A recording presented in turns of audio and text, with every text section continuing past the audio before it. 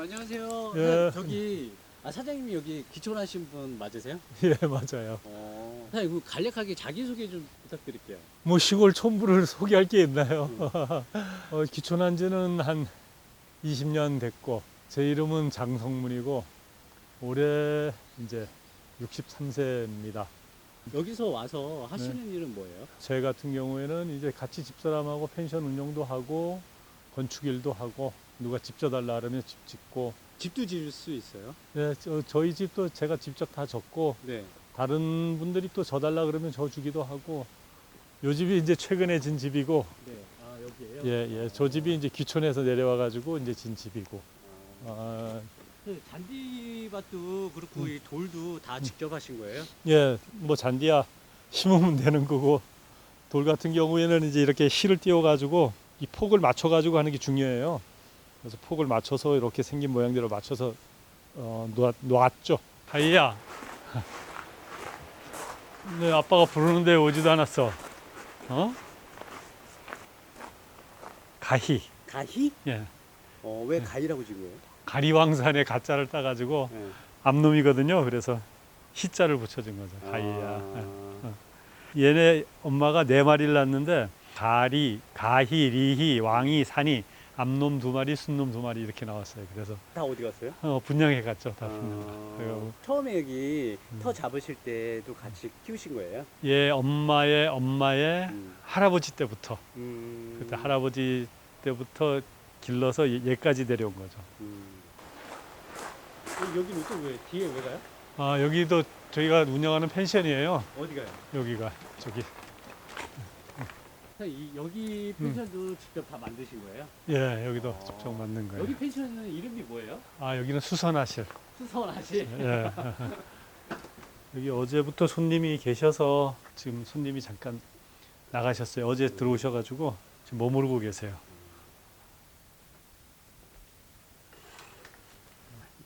봄에 이제 꽃 피면 되게 이쁠 것 같아요. 지금이 제일 사실 삭막해요. 낙엽 지고 눈은 안 오고 요 시기가. 여기가 이제 침실이고 여기가 화장실. 화장실을 볼 수 있어요? 예.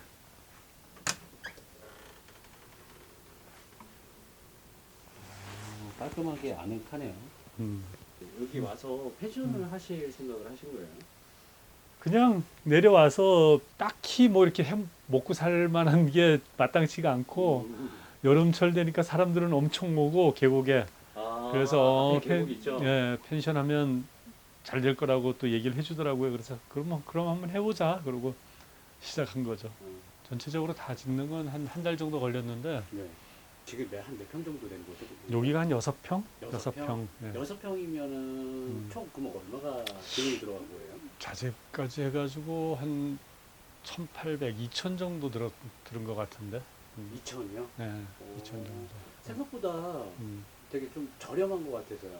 그렇죠. 근데 이런 경우에는 이제 좀 공법 자체가 달라요. 이게 철제로 이렇게 기초 틀을 만들고 그 위에다가 집을 지었으니까 그리고 지붕도 낮고 이렇게 낮고 그러니까 아무래도 그런 데서 좀 비용들이 많이 자재비도 많이 안 들고 혼자 할 줄 알면 아무래도 그 외부에다 맡기는 것보다는 비용이 많이 절감돼요.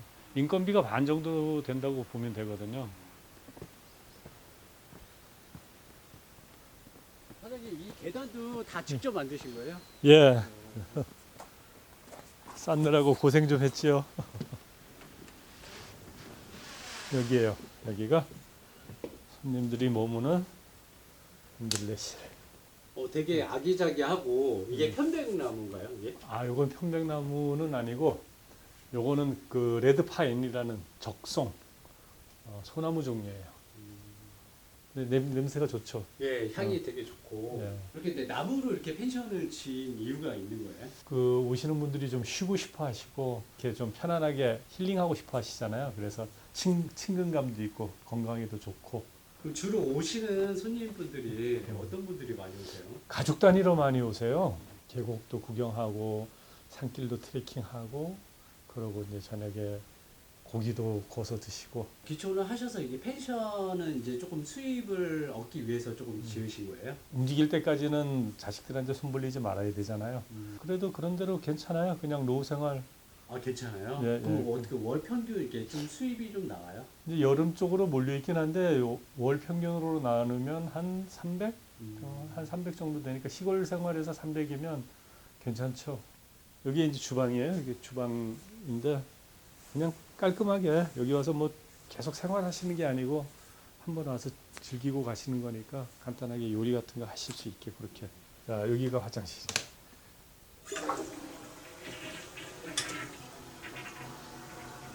수업도 좋은데요?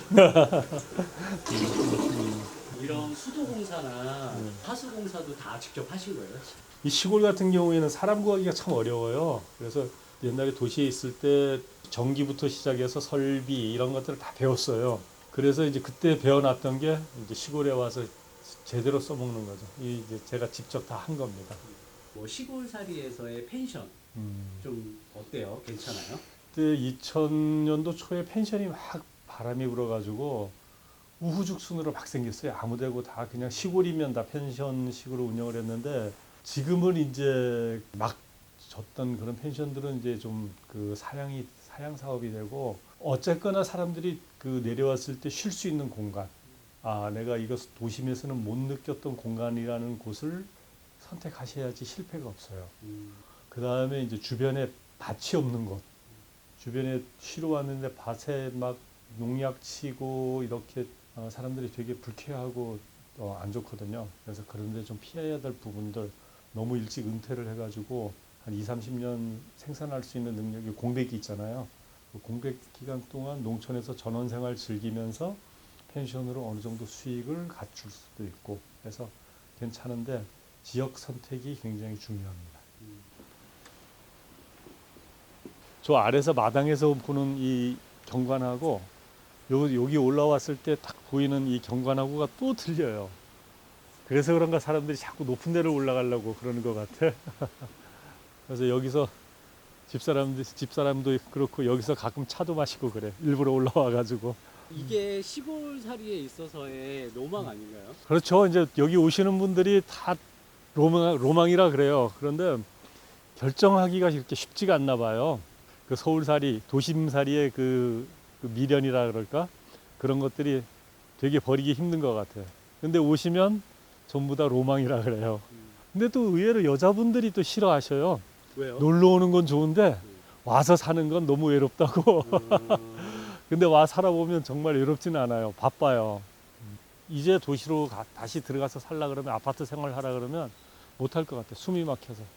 서울은 아직 그 따뜻한 가을 날씨거든요. 어, 근데 여기는 겨울인 것 같아요. 이제 여기는 겨울이 시작됐죠. 이제 계속 서리가 내리고 그러니까 서울하고 기온 차이가 한 7, 8도? 그 정도 차이가 나요. 그럼 여기가 지금 기온이 한 0도 정도 되는데 서울이 아침 기온이 한 7도에서 10도 정도? 그렇죠. 근데 공기는 진짜 좋더라고요. 아, 좋죠.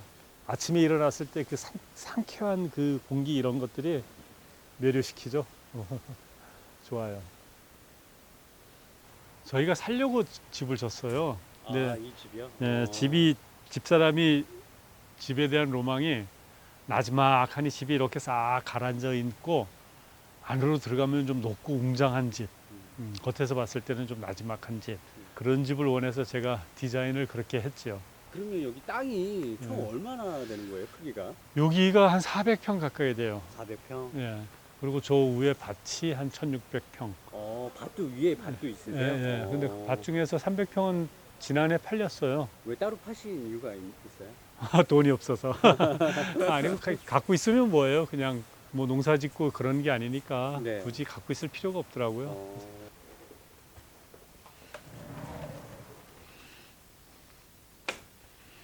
펜션을 하니까 이걸 다 계속 다려야 되고 그래서 맨날 세탁물 속에 살아요. 전통 한옥 방식으로 대들보가 있고 상량이 지나가고 그런데 재밌는 건 여기 상량이 이렇게 휘어졌죠. 이렇게. 네. 네, 이렇게 휘어져서 꼭 배를 거꾸로 뒤집어 놓은 것처럼 그런 구조예요. 그리고 이제 기와가 올라가 있지 않으니까 석갈의 간격이 좀 넓고. 집사람하고 둘이서. 따로 그러면 저기 자녀분은 없으신 거예요? 아들 하나 있는데 결혼했어요. 결혼해서 서울에서 살고 있어요. 사모님은 어디 계세요?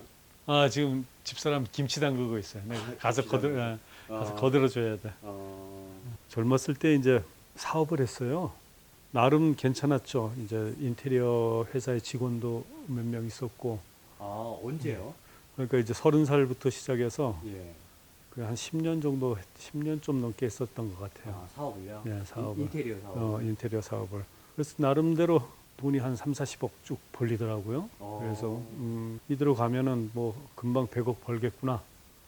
그리고 돈이 쉽게 벌리니까 앞으로도 계속 그렇게 들어오겠구나라고 생각을 했고, 그래서 이제 그때 당시에 이 나이 먹고 은퇴하면 내려가서 전원생활 하자 그러고 여기 땅도 사놓은 거고, 이제 그렇게 됐었죠. 그러다가 급기야 여기저기 안 좋아지고 내용이 안 좋은 사업들 손대고 뭐 이제 그러다 보니까 자꾸 적자가 쌓이고 어느 순간인가 보니까 이거 내 재산을 전부 처분해야지만 이게 탕감이 되겠더라고요.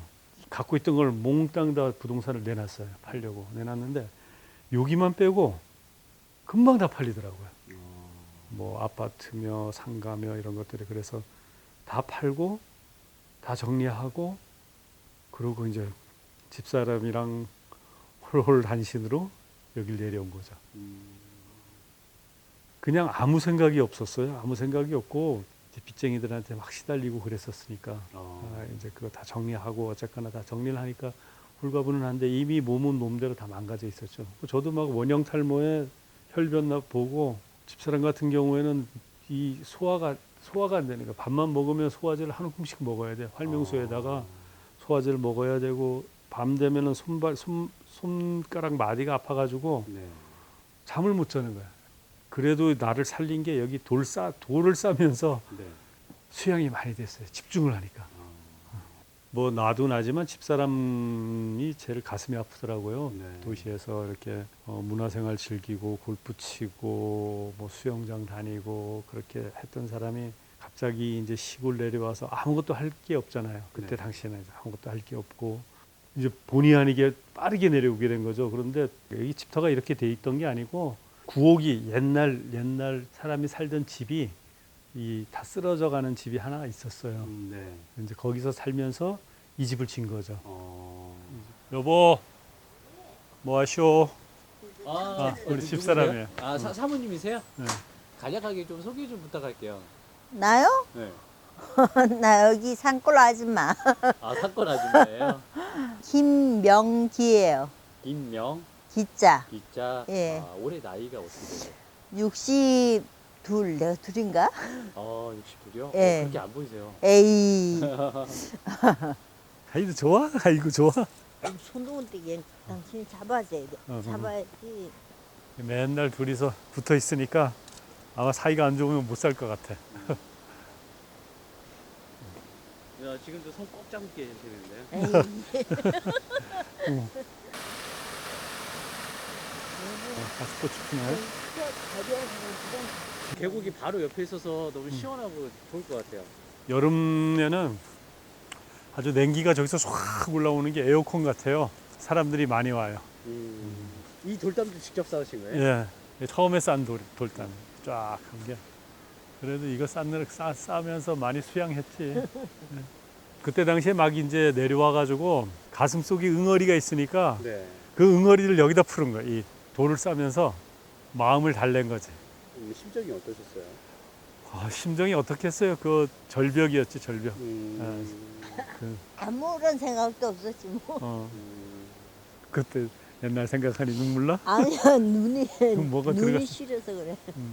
극복하기 정말 힘드셨을 것 같아요. 어떻게 이렇게 극복을 잘 하시게 된 거예요? 자연과 어우러지면서 그런 것들이 치유가 된 것 같아요. 이 마음을 내려놓을 수 있었던 것 같아요. 삶 자체도 그런 쪽이 아닌 내 자신을, 우리 가족을 이렇게 돌아보게 되고 사람을 보게 되면서 그러한 것들이 치유가 되고 이해가 되고 용서가 되고 그렇게 되니까 사라지더라고요. 어떤 때는 일이 막 밀려가지고 바빠서 10년에 40만 정도 탔나? 적당히 일하고 적당히 쉴 만큼 일이 되는 것 같아요. 그냥 어울려서 사는 게 이 시골살이인 것 같아요.